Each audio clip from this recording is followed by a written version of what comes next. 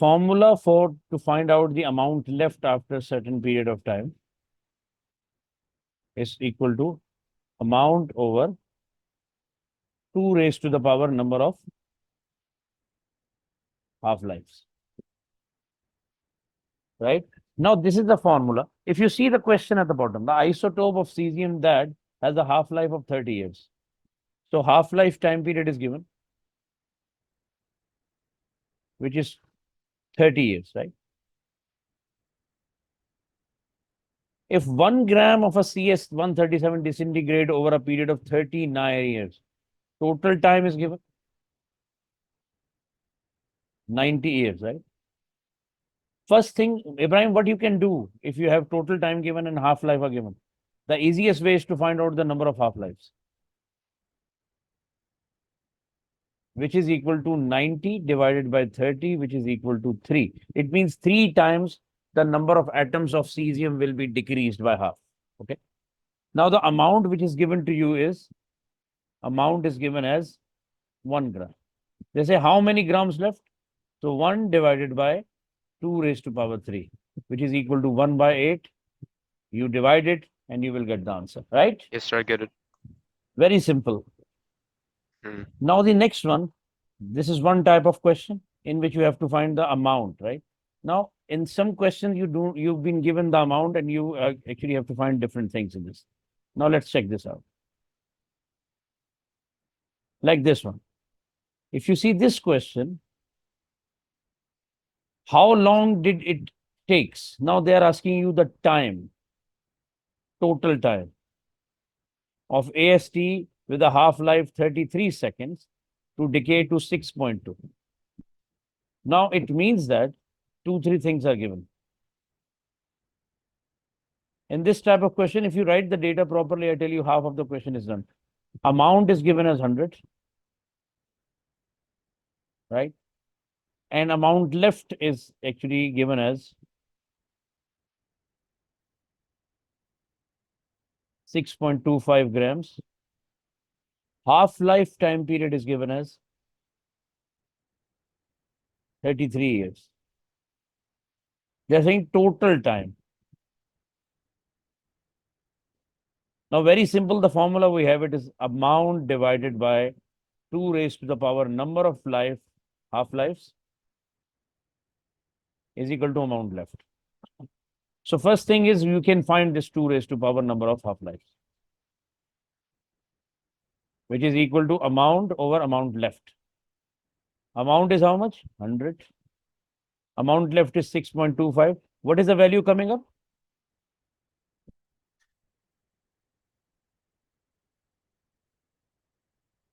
Yes. What is the value coming up here? 16. 60. Now 2 raised to power n gives you 16. So it means 2 raised to power n, and if you make it, it will be 4, right? So n is equal to 4. Yes. It means there will be 4 half-life. But they are half-life, right? They are not giving you the time period. Now, if you remember the formula from the previous question, total number of years divided by half-life, giving you number of half-life. Now you need total, so what to do? You multiply with the half-life. So 4 multiplied by 33 years will give you total number of years, which is equal to 132 years. Ibrahim, understood? Yes, sir. Okay. Now, if you remember that, shall we move to the next topic, or you want to do further more question in this? We can move to the next topic. Okay. Let's come back to the magnetism, which we are on at the moment, right?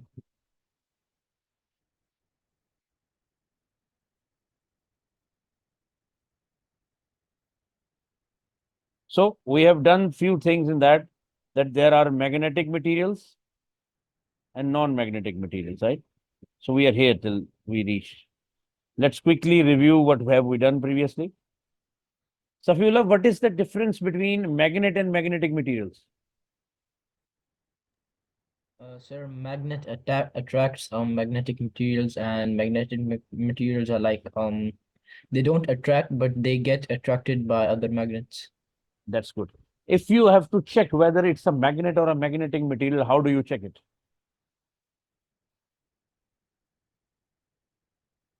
Yes, Ibrahim.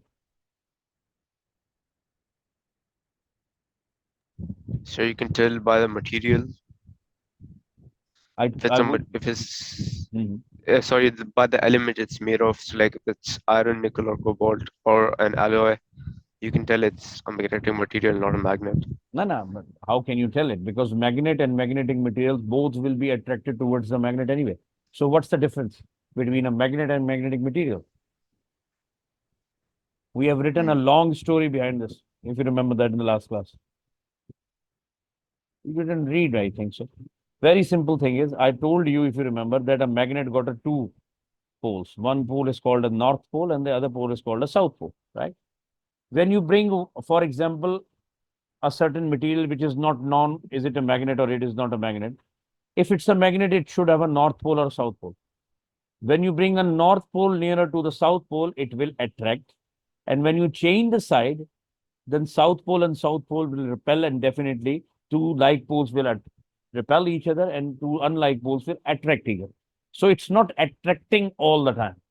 If you change the side, it will repel. If you bring the north pole to south pole, it will attract. But in case of magnetic material, whether you change any side, whether you do anything, it will be attracted by the magnet because it doesn't have a north or south pole.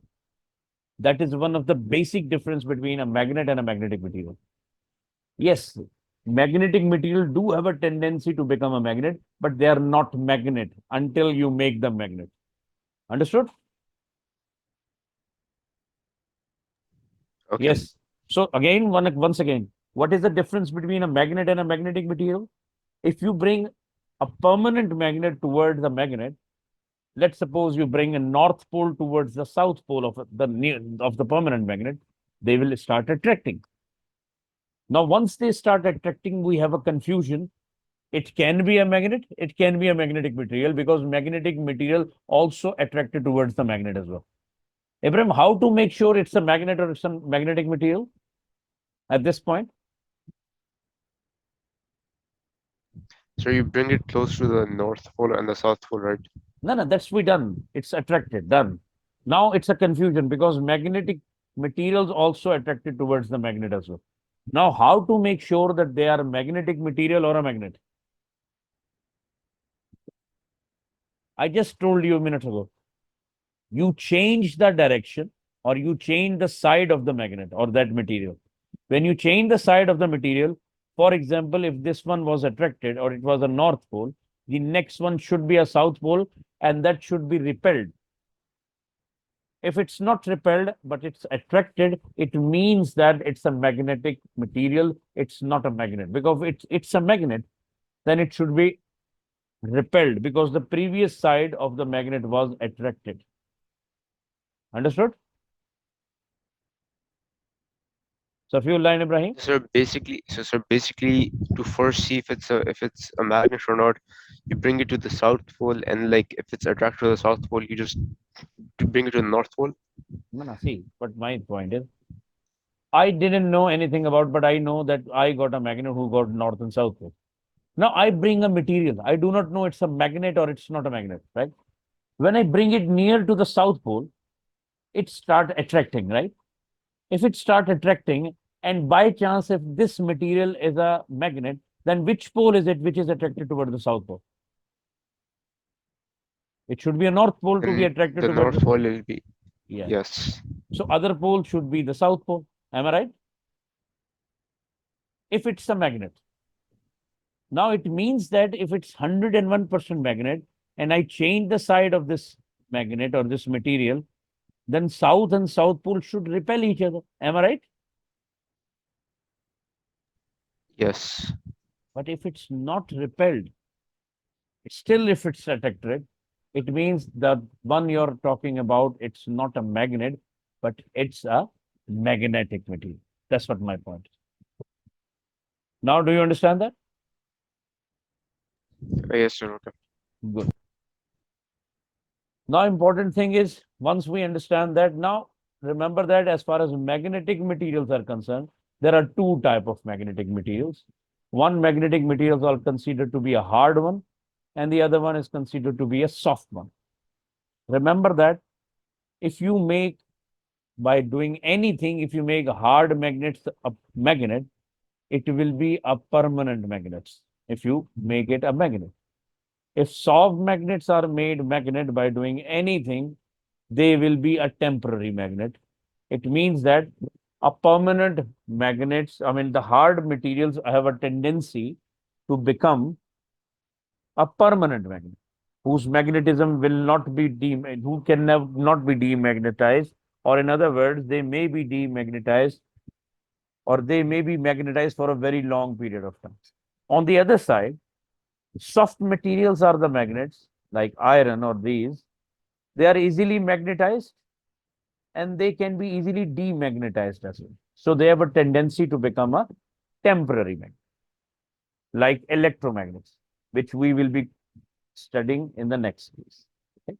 Now, what are the uses of permanent magnet, Ibrahim and Safullah?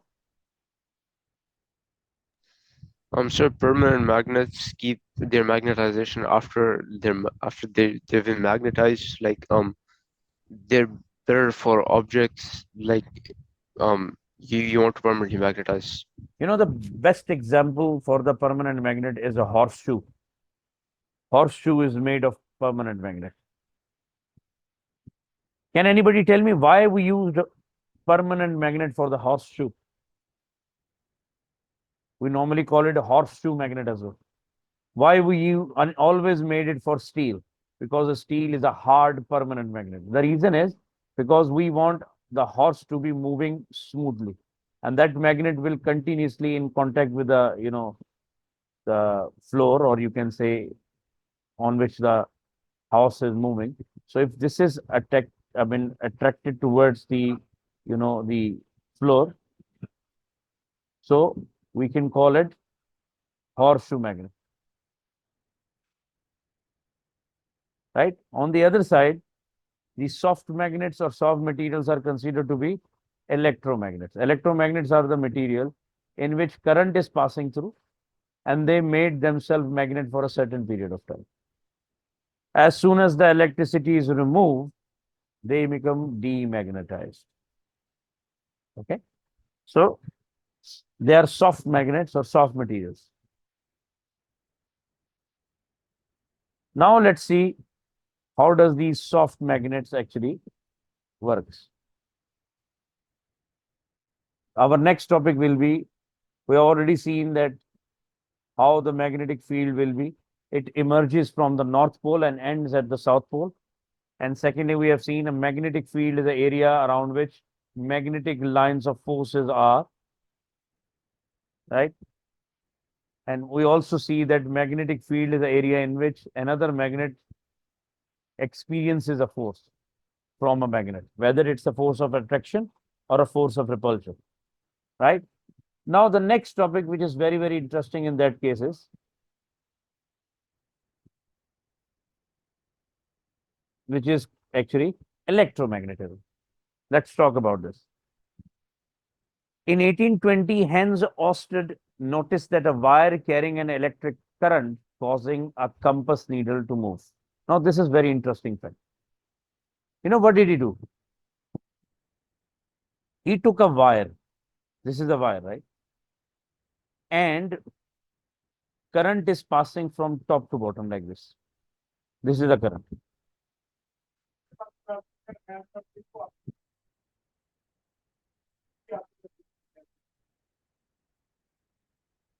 Okay.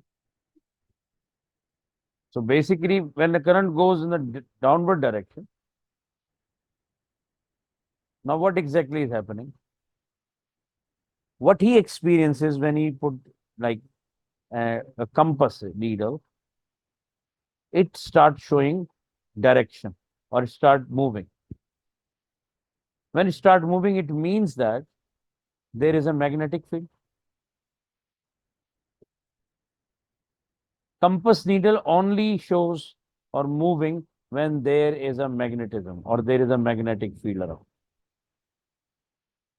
It means that around the wire having the current passing through, there is a magnetic field, right?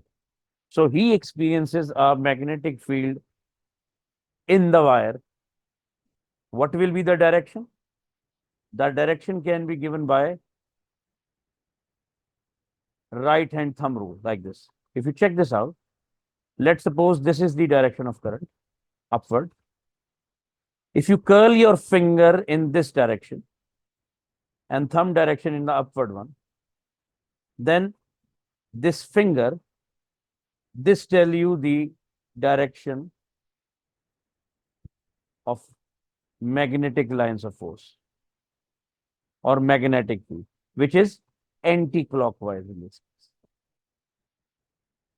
We give it a name called right hand grip rule to find out the magnetic field around the wire having a current passing through. Okay. So the magnetic field consists of a concentric circle centered on the wire. The magnetic field is stronger near the wires, very simple. And this is shown by the field line being closest towards the near the wire. The strength of the field increases if the eccentric current is increased.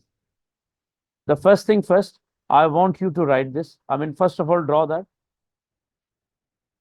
by putting the heading magnetic field patterns around wires and then write straight wire. So I made it. Okay. What about you, Safiullah? Yes, sir. I mean, You're done. Okay. Now write few lines. Consider a wire. Consider a wire. Consider a wire. Consider a wire in which current I is passing through in the downward direction. In which current I is passing through in the downward direction.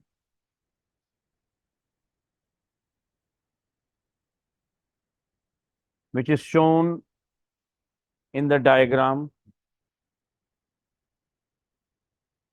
Which is shown in the diagram with the blue arrow.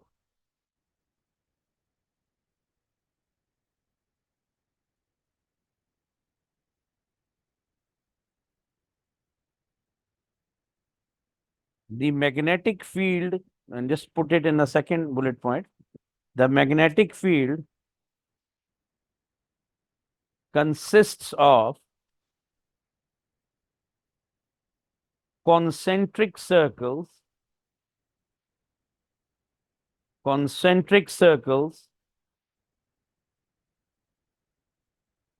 centered on the wire.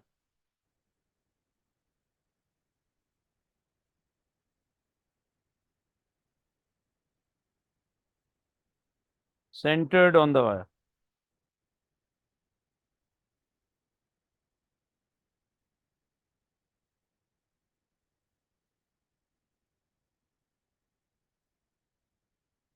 Second bullet point. The magnetic field is strongest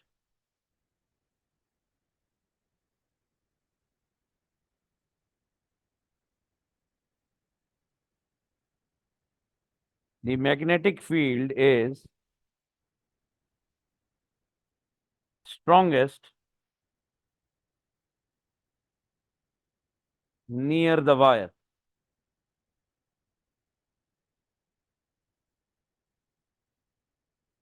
Near the wire.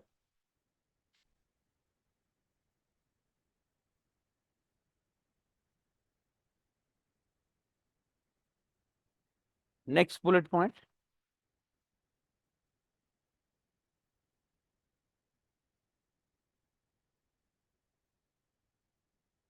The strength of the field increases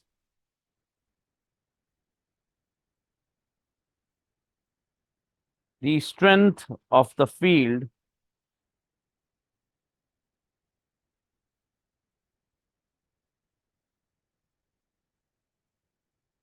increases,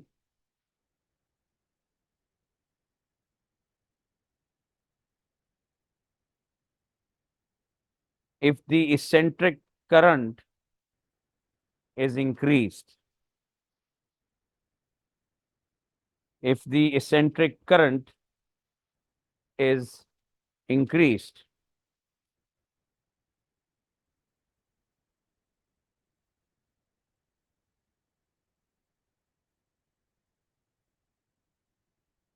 In a next bullet point,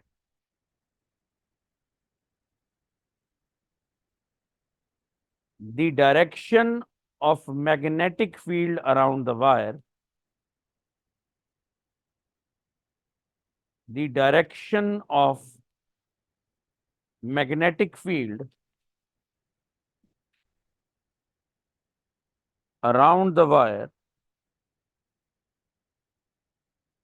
around the wire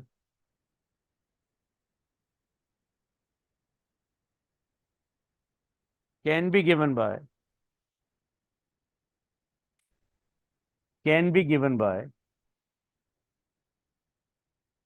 right hand grip rule. Right hand grip. Sir, I have a question. Yes, please. What is the eccentric current? Eccentric means a current having the center same. Check it out. Whatever circles are developing here with showing the magnetic field, they have a same center. Eccentric means center should be same.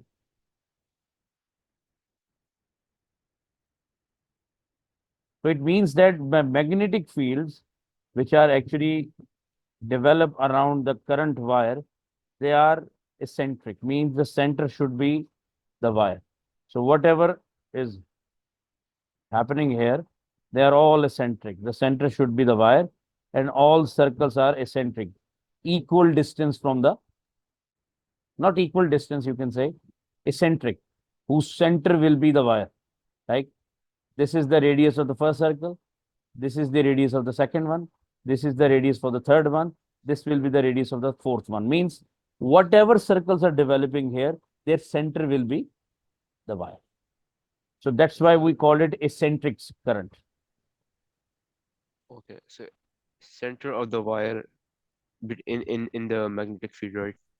Yeah, you can consider the wire in the center. The wire is in the center because the current is passing from top to bottom, right? So that wire which is coming from top to bottom, this actually shows you the center point.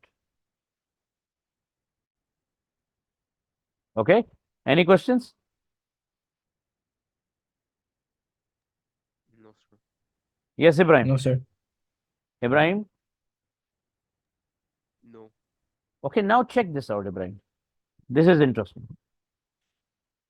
If you see, this is right hand, right? Now, in this particular way, this particular pipe type of thing is called as a wire. This is wire.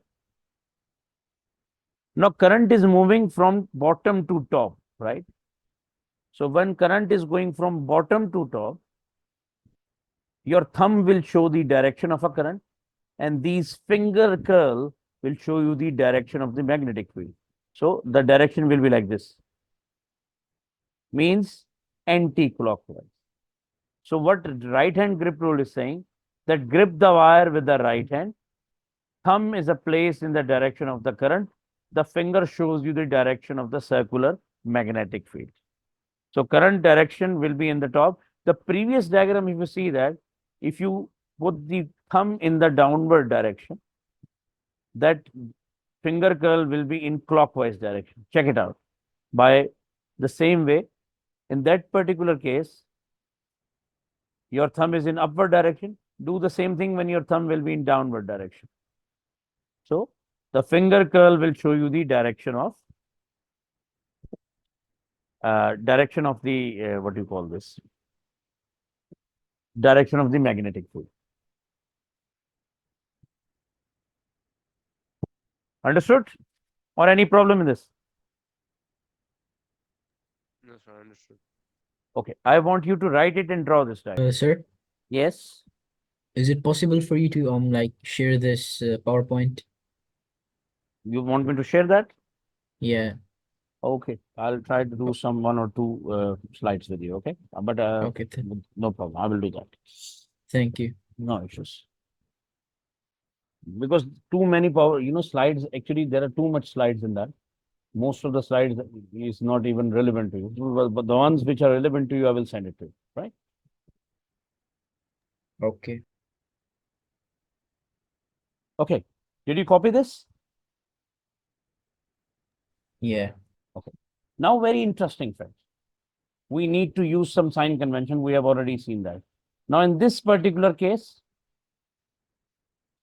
if you draw that diagram here, then you can draw circles like this.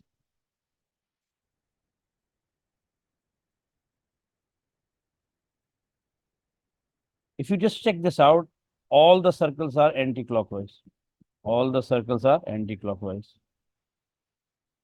If the circles are anti-clockwise, which way the current is flowing? Yes, Ibrahim, which way the flow of current is? Upward? Yes. Yes, hello. Yes. So basically, can I say Sir, that? how is this anti-clockwise? See, can you see Isn't your it anti-clockwise and it goes towards the left? no, see your fingers. Which way you can consider your fingers like curling? Thumb is upward, and when you curl your fingers curl like this. This is your finger, right? It will curl like this. This is the direction. Am I right? Yes. So what is this direction? This is anti-clockwise. Okay. Okay. Now check this out. If let's suppose these are the circles, the concentric circles, this ones,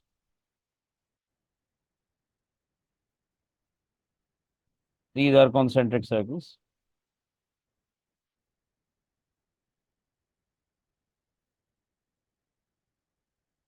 Then can you see the direction of a current? If I take it as a page, is it out of the page or into the page? If you consider, let's suppose this is a page, right? So your thumb is you're moving away from the page or into the page. It's called out of the page.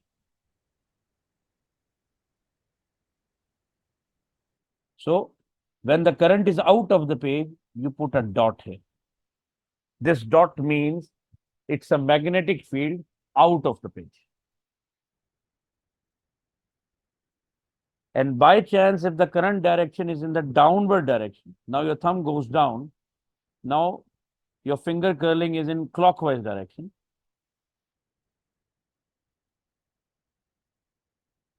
Clockwise mean direction is this.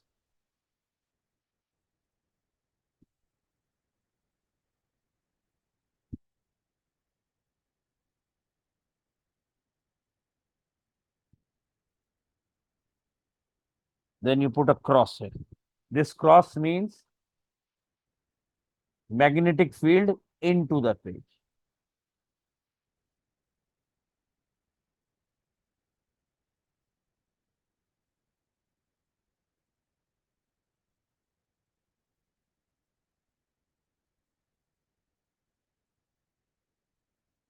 I'm sending you a picture for into the page and out of the page.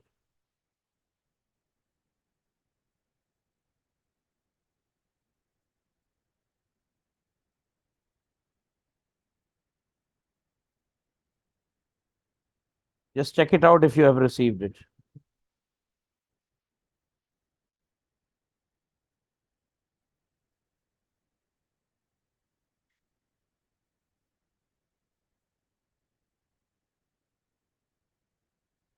I've just sent it. Check it out.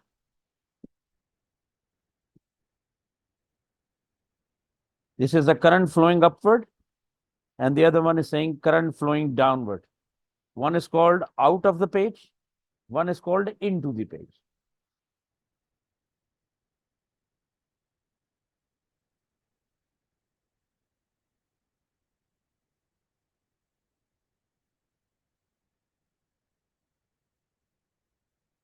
This is the one.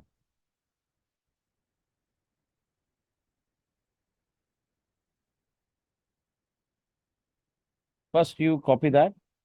If you see here, if it's out of the page, this is out of the page.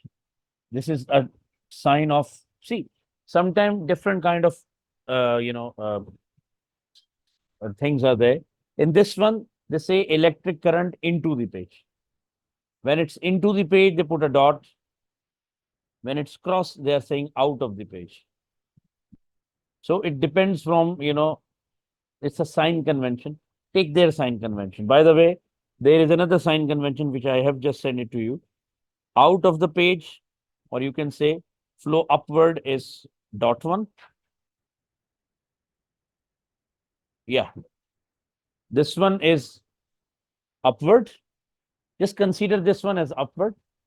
And the cross one is downward. I also take it when it's dot, it's out of the page.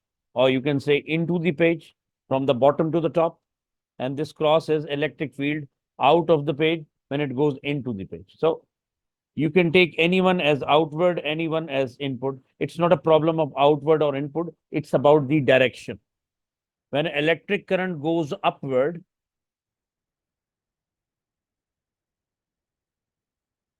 like that, we put a dot. When it goes downward, we took a cross. In some books, we take top direction as out of the page and the bottom direction into the page. But our CIE, they took dot as into the page and your current outward taking out of the page. So you better take the sign convention of them. Okay. Don't be confused with the sign convention. Just remember the direction of the current. If upward, then put a dot. If downward, put a cross. Now it's all up to you. If you take upward as out of the page, fine. If you look downward as into the page, that will be fine. But what CI is taking is when current is going in a downward direction, they consider it, the current is going down, it means out of the page. And when current is going upward, they take it into the page from bottom to top. The clockwise one, it will be the X, right? The clockwise one will be the first one. Yes. That means the current will go downward. In the first diagrams, it's all add field arrows. The second one is a current arrow. I will further explain it, but first you draw it, okay? Okay, students, we will end up here. We will start from the same point, okay? So don't worry about this. This is a new topic. This may having some issues in this, but we will inshallah continue from the same point, all right? So I'll try to send this PowerPoint presentation as well. So see you guys. Allah Hafiz, take care. Allah Hafiz. Okay, Safiullah. Allah Hafiz. Allah Hafiz.